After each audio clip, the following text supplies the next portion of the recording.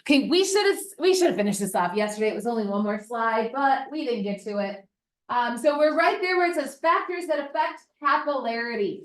Now, why don't you flip back to where we took the notes, or wrote down the vocab words? I think it's just one page back, right?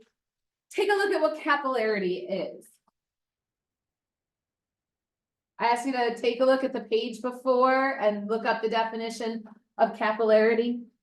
Hey, that's now 2 times I said exactly what to do. Do it now. Thanks. Rick wasn't doing this either. He already back. Got it. So you gotta do what I asked when I asked you to do it. So I asked you to look one page back to look up the definition of capillarity. What is capillarity? Oh, what is it? The amount of movement of water through tiny pores. I don't think that was quite what you should have wrote. Let's go back and see. Now, capillarity is the upward movement of water through tiny pore spaces. Okay, why don't we make sure we got the right definition of capillarity back there? Was that page 4? Is that page 4? Yeah. On page 4, we should have already taken these notes, and capillarity is the upward movement of water through tiny pore spaces. Did you know water can defy gravity and move up? All on its own, no power, no energy. Have you ever seen water move up? Yeah, where have you seen water go up? I saw it on a video on the Hoover Dam. On a Hoover Dam. Oh. Yeah, so like the wind it rushed. Oh, okay, well, that's got wind energy. Here. I was watching a so, waterfall. you know how like a sink and then like the water comes from like the bottom of your basement and it goes like up. Yeah, Whoa, so you got some plumbing issues. Or like Maybe. a napkin, you fold it like this and then just. Oh, Remy, what you talking about here? Oh, Oh, snap. So Remy was talking about how a paper towel or a napkin, if you get the end of it wet, it actually travels up that napkin. I have that exact example sitting up here. Remy, why don't you do us a favor and come touch the end of this?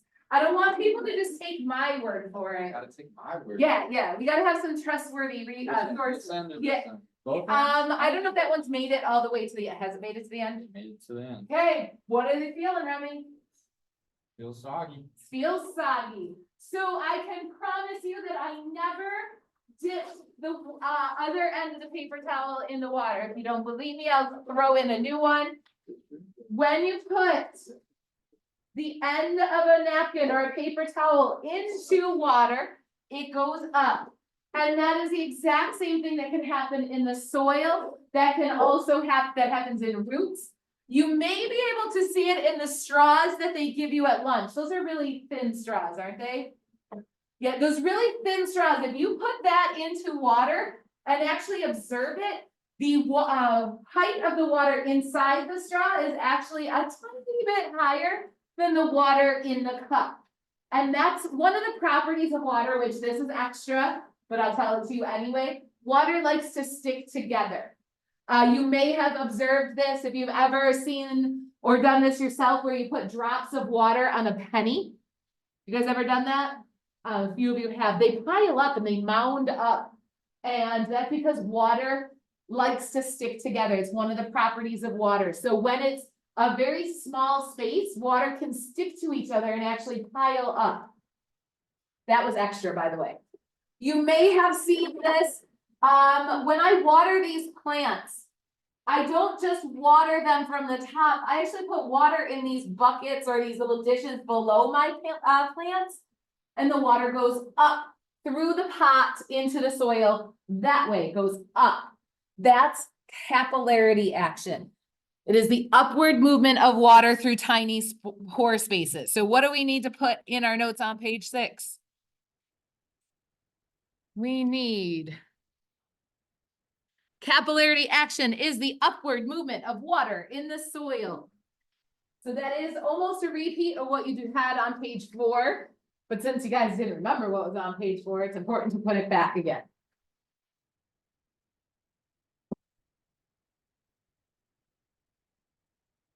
Now, have you heard a word or words that sound similar to capillarity? Capillaries, do you remember what those are? Things in your body. In fact, they are the teeniest, tiniest blood vessels in your body. You can observe them if you ever have seen the veins in your eyes, those little tiny blood vessels in your eyes, those are capillaries. The reason I point this out is because capillarity action happens best, that's the next bullet. The smaller the pore space, the greater the capillarity. So I like to kind of remember, if you can remember what a capillary is, a tiny blood vessel, it might help you remember that capillarity happens best in tiny pore spaces.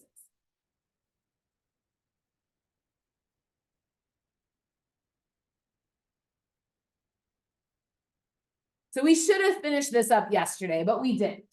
So then, so pretend this was the end of yesterday. Now here's the beginning of today. I want to review the stuff that we talked about yesterday. Yesterday, we learned about permeability, porosity, and now capillarity action. And we talked about it. We talked about size of the hole space a lot yesterday. So we've got small, medium, and large beads. In fact, I've got a picture of the same setup here. So here we go, small, medium, large, 1, 2, 3, 3 being the large ones. Which one of these, and I want to show of fingers, has the greatest porosity?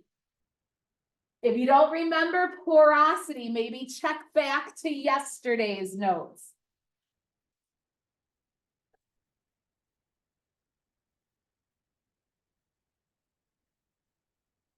Porosity. Oh, so many of you aren't getting this right. You are.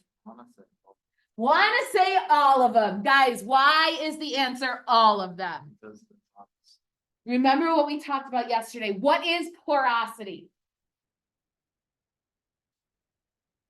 Okay. It's the amount of hole space. Notice he didn't say the number of holes. He didn't say the size of the holes. He says the amount of hole space. So this one has these teeny tiny holes, but a ton of them.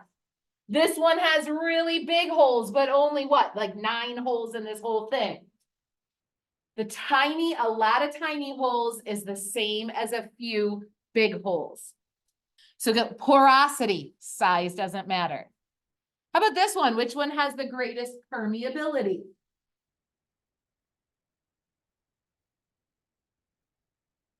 Okay, I want everybody participating. Permeability, yes, the greatest one is number 3. Why can water go through number 3 the easiest? Because you got those larger holes. The bigger the holes, the easier it is to go through them. So again, there's a big difference between permeability and porosity, even though the word's kind of the same. You have to keep those straight in your head. Greatest permeability is the big holes. Porosity is the same. How about one more? How about which one has the greatest capillarity action? Yeah, this one's 1. So size does affect all 3. Capillarity, size influences capillarity, porosity, and permeability. Even though the words are sounding similar, you do need to get them straight. Porosity, amount of hole space, they're all the same. Permeability, how easy water can go through. The largest one's better. Capillarity, the upward movement of water happens the most with the smaller size.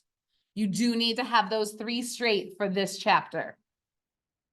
All right, let's go with, so you may notice that there's some questions there on page 6, 7, and 8, and the top of 9. I'm not going to be out of town tomorrow. We're headed to a gymnastics meet in New York City. So I won't be here. You're going to be working on those questions. So otherwise I would have given them to you for homework tonight. No homework tonight, as long as you just do these tomorrow. Yeah.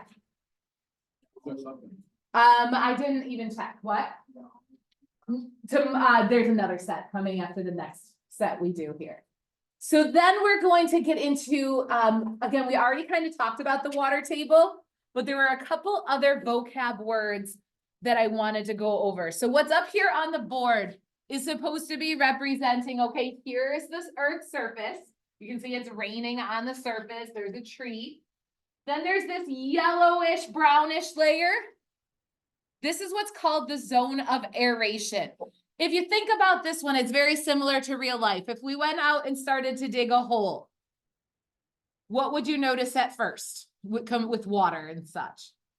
If you started digging a hole, would you get to water right away?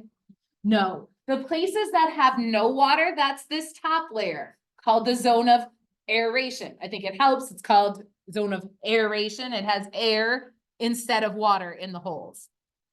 Then once we hit that water, the very top of the water, just like a tabletop, the water table is just the top of the water layer. So that's just this one fine line right here. Then this entire blue area that has water in it is called the zone of saturation. And again, you guys know that saturated means filled with water. So you have this table or this diagram, which is supposed to be representing this top has the zone of aeration. So in between the pieces of soil, there's empty spaces. So if you could label that on your diagram as zone of aeration. Water table is just the top of the water layer, and zone of saturation is the bottom.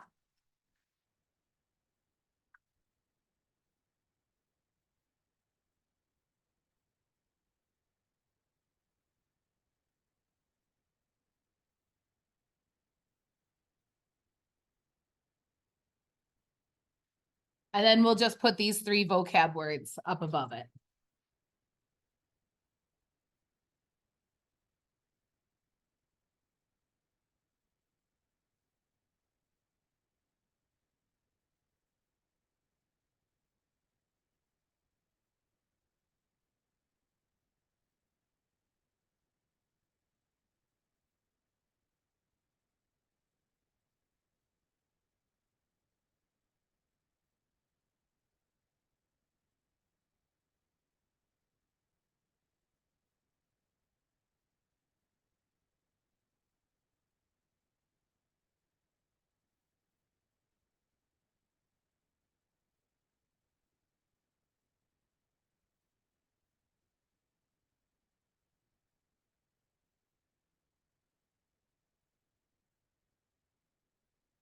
So that actually wraps up the soil section of this class. That's like the water cycle and soils. Now we're gonna move into climate. You guys have any idea how you would define climate? Okay, so, I like how you include the area, how warm or cold something is in the area. So does that mean like today it's 49 degrees out, that's our climate? No. What would you describe our climate as? Maybe it's easier to give examples. What would, Olivia, if somebody called you up and said, what's the climate of the Buffalo area, what would you tell them? Cool. Cool, okay. You wanna add to that, Sam? Crappy, okay, I'm not gonna argue with that one. Now, that one is subjective, and you might think it's crappy, other people might like it. Alex in the back, what do you think? How would you describe our climate to someone? Dry. Okay, sometimes. How about this? What if you, like your family was getting an exchange student from, let's say they were coming from Italy. And they call you up or message you or whatever. I know you guys are you guys phone talkers? I know my kids would never want to talk to someone on the phone, they want to text them. So they text you and they're like, what's the climate? I gotta know what to bring with me next year. Keep in mind, exchange students are here usually from August till like July. They're here for a whole year. And they're not going, they have to pack everything. They're not going home. And it would cost a small fortune to ship a whole suitcase from Italy here. So they're like, what should I pack? I'm going to be there for a year. What would you tell them to pack? Jenna, what might you tell them to pack?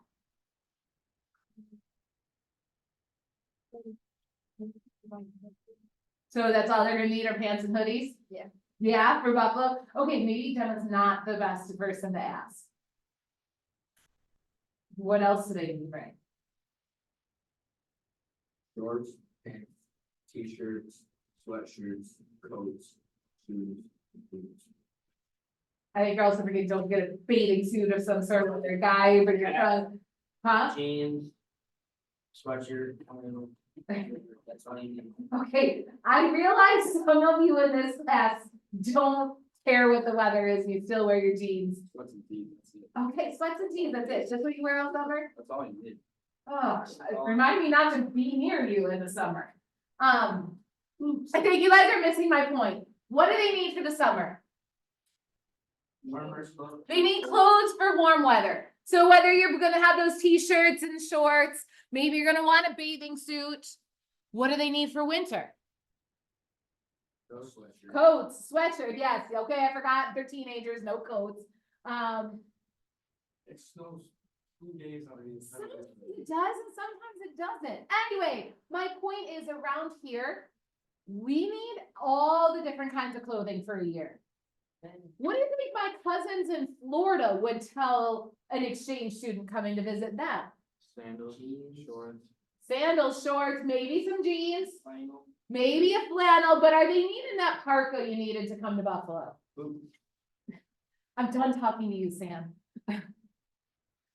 Do they need, Chris, do they need a parka in Florida? No. Why do they not need a parka in Florida, but they need one here? It's cold, okay, it's colder here than it is in Florida. You guys know that, right? Climate is different depending on some factors.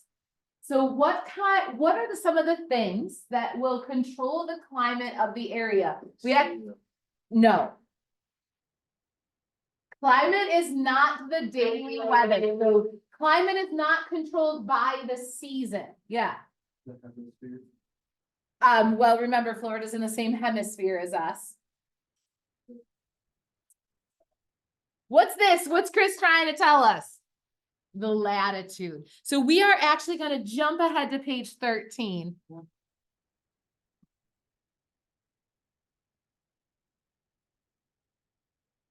And the factors that affect climate. We're going to start with latitude.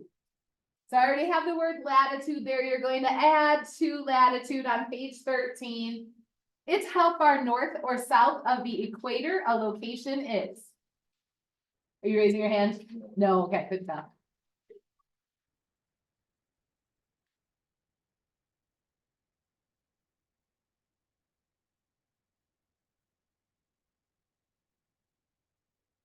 Now, what is the climate closer to the equator?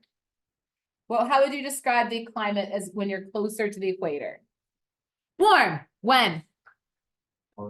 All the time. What's the climate of the North Pole? Oh, Cold. Now, but are they cold all the time? Do you know? yeah. They're not. In fact, here's the climate in Buffalo. So I guess we should have talked about this one first. So this is Buffalo's temperature over the year. This is average. So it's average in January. The average cold is 19 degrees. The average high was only 31 degrees. So that's what we got going on, two different lines.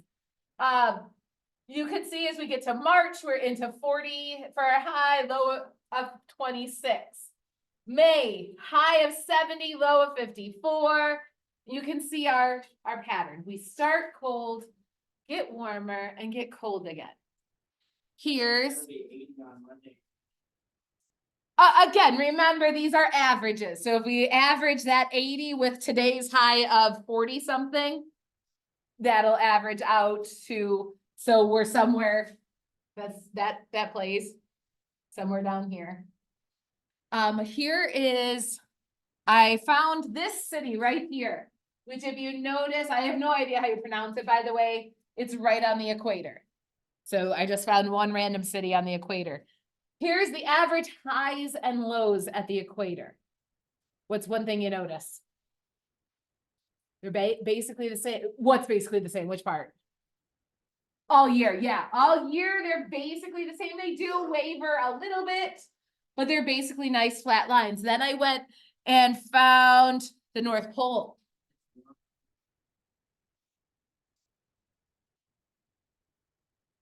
At the equator.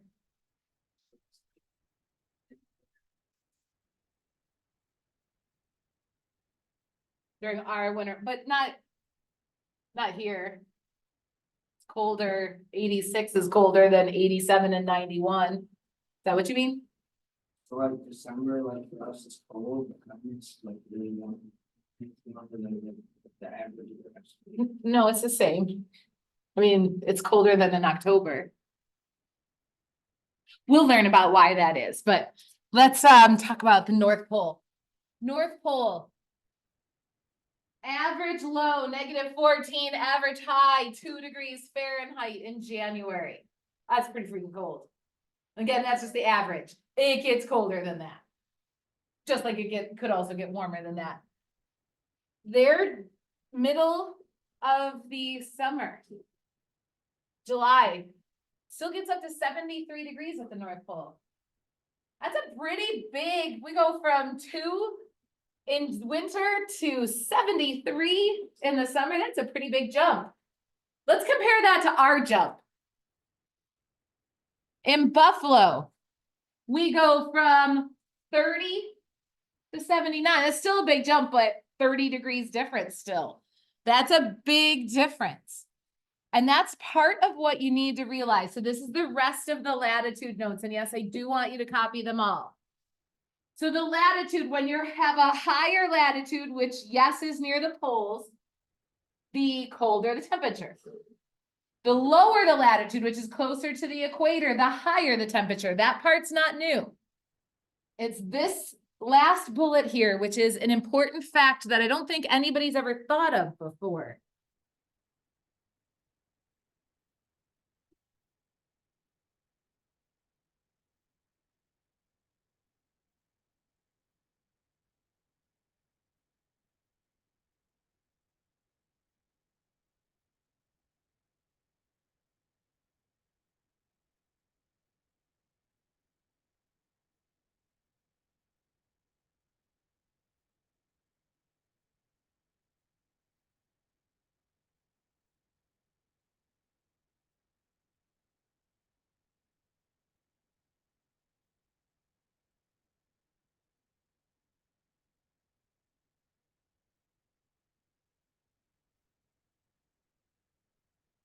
Wow, you are so off topic.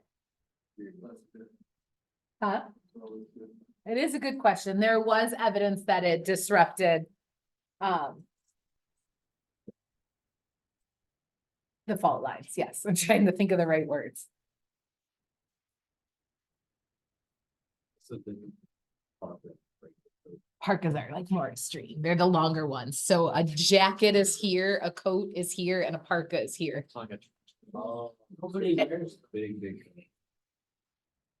Oh, trust me, this is one like 6th grader like bus and your coat goes, you know. I have a parka for walking the dog, yes. Yeah, and like if I know I'm gonna be outside for a very long time in the winter. I think I probably only wore it like 4 times this whole winter.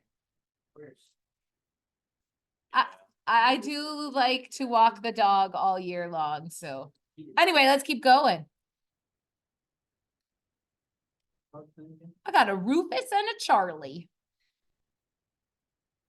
I'm thinking about getting another one.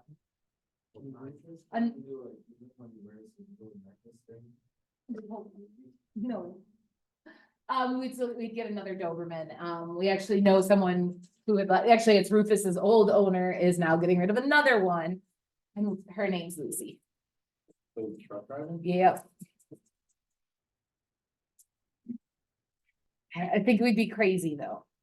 2 Dobermans and then a smaller dog. I think we'd actually be nuts. Anyway, how does elevation affect your climate? Higher you are, the colder you are. How do you, like, what do you mean? It's cold up high? Say you're on the mountain, Say you're on a mountain. it's pretty cool, but. What's one piece of evidence that it's really cold on a mountain? Snow. No. Okay, yes, snow on the top of the mountain in the summer is a real thing. You can see snow at the top of most mountains any time of the year, and it's cold there. And that is the information that you needed. So again, you already know that. But again, that second bullet's probably the one you've never thought of before.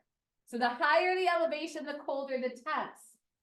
But what it really does is the higher the elevation, the smaller the temperature range. What am I talking about? You had temperature range on the last slide and this slide.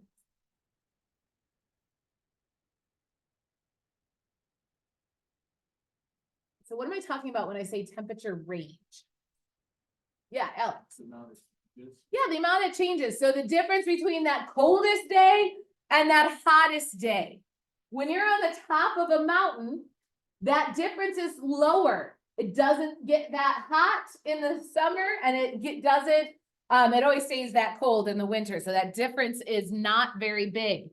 It's the same like the equator. The equator did not change very much throughout the year. It was the same all year. So the temperature range decreases. Just wait for everybody to finish typing. I'll show you what I'm talking about.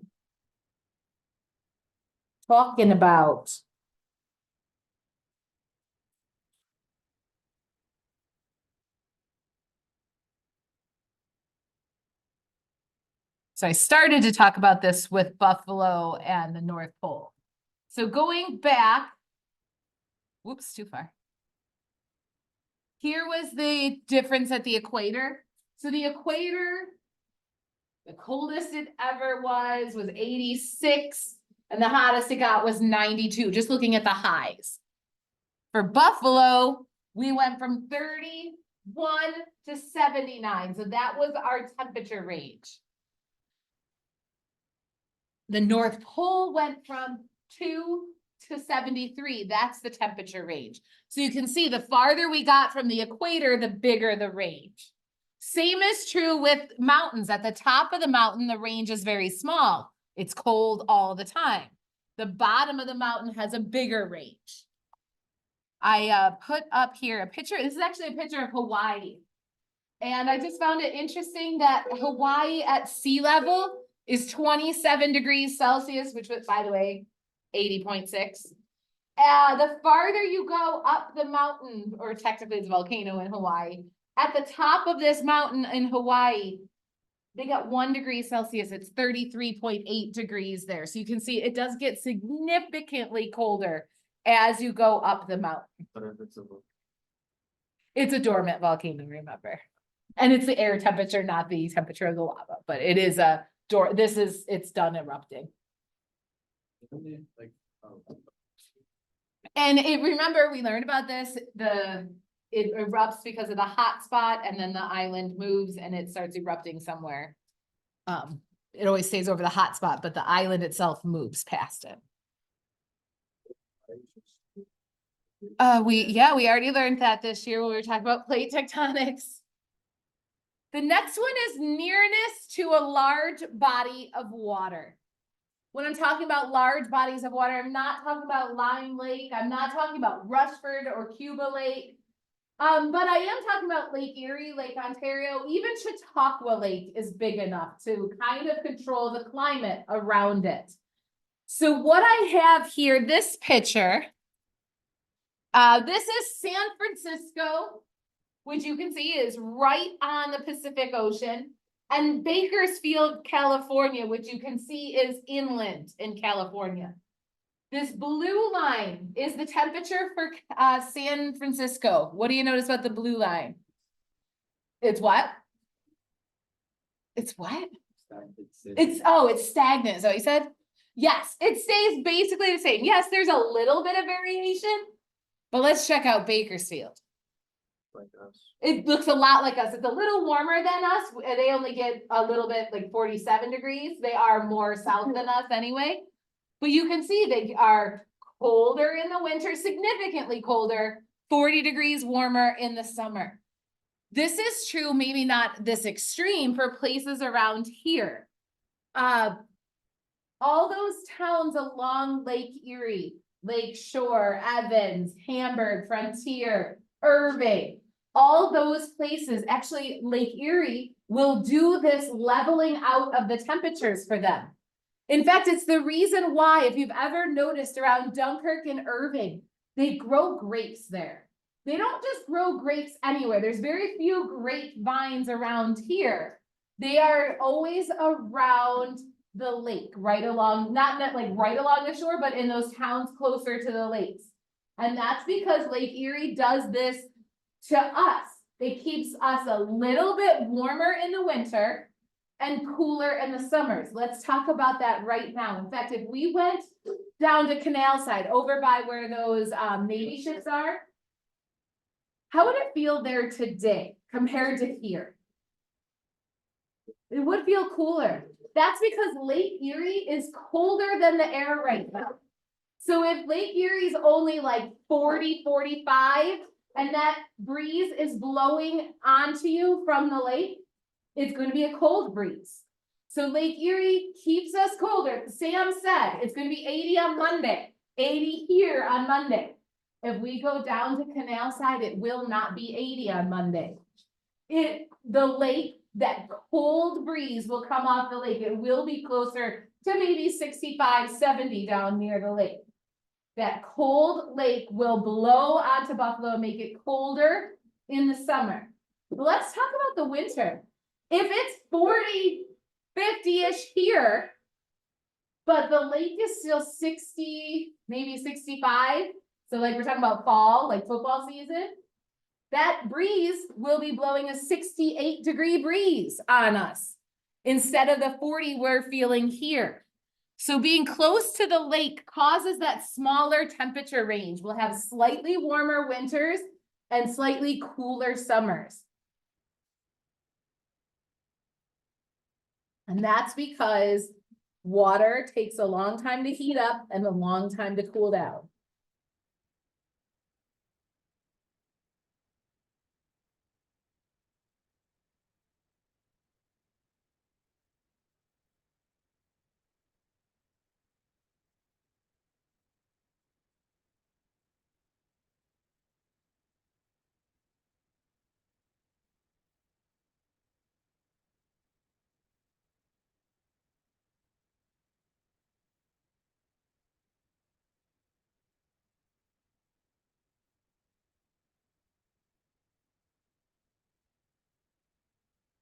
One more set of notes after this.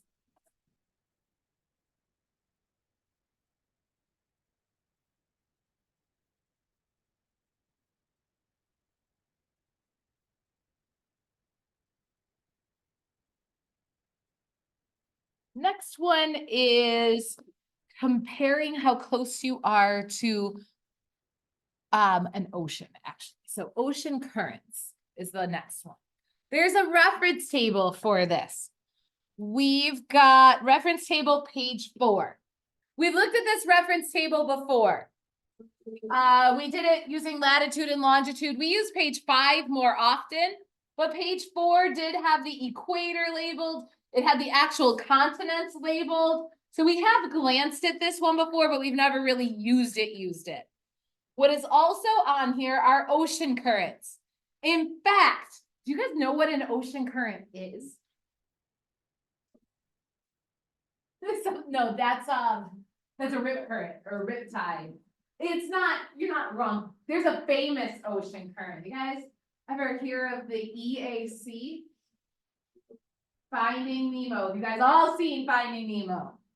You remember the part when he's with the turtles? Yeah. Yeah. What's that dude's name? Crush. Okay, remember that episode or part of it? If you notice that in that part of the movie, the ocean currents represented almost like a tube of water inside the ocean. It's moving faster. That's almost exactly what an ocean current is. It's almost like a river inside the ocean. And you can see them represented on here. You can even see, here's the EAC, the East Australian Current. It was a real thing. Now, the thing about the East Australian Current, notice how it's a black, solid black line? If you look at the key, that means it's a warm ocean current. Not only did they represent it like that tube of water, they also made those turtles surfer dudes. And where do surfer dudes surf and what kind of water typically? Warmer water. That's why they made him a surfer dude. If they were on the WAC, the West Australian current, notice how that's a white arrow? That's a cool ocean current. So they might have used some cold weather animal, maybe a penguin or something, if they were over on the WAC. So that these ocean currents control the weather near those places. One of the biggest ones that affects us is called the Gulf Stream. The Gulf Stream, as you can see, goes from the Gulf of Mexico up the east coast of the United States and swings over to Europe. It's a warm ocean current. It passes right by New York City, which is actually kind of an important fact. Here, I pulled up the data for New York City's this lower one. Buffalo's up here. Notice in January when our high is a 31, theirs is a 39. Notice in June, July, ours is a 79. New York City's an 85. Is New York City that much south of us that they should be warmer? They're a little bit more south, but not that much. The reason New York City ends up warmer than us is because of this warm ocean current right here. So for the notes for ocean currents, this is what you need. If the area is near the coast, ocean currents will affect the temperature. So they're not touching us in Buffalo. We are nowhere near the coast. I mean, we're closer than other places, but that's how much we're not near it. So it's not just a little bit close. It has to be right on the coast. Warm ocean currents will give us obviously warmer temperatures. Cold ocean currents will give us colder ocean temperatures. And make sure you check your reference table, page 4, to see which currents are which. On that note, we're done. And again, you will have some questions to do tomorrow. If you are absent, make sure you check Teams to see what you've missed. And that's it, everybody.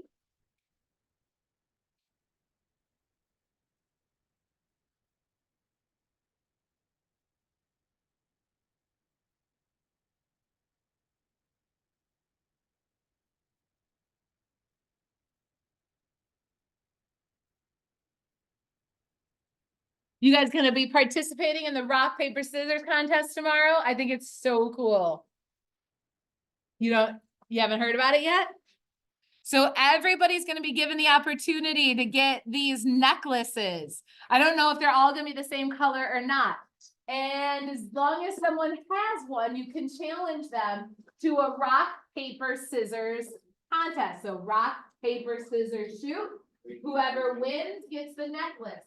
And at the end of the day, the student who has the most necklaces and the teacher who has the most necklaces will win. So you have 3 and I have 4, and I do I take all of your? No, you take one per contest. So you can do it against students. I think you can do it against students and teachers. I'd have to double check the way it works. But why the heck not try to win the most necklaces? I think it sounds fun. I think they're giving to them